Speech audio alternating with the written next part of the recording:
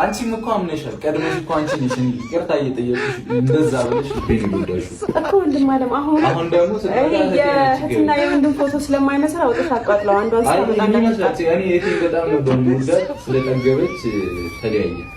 አይ ወንድሜ ማስረጃ ስለሌለ ለማንኛውም ለራስ ቻው እወድሻለሁ። መልካም መንገድ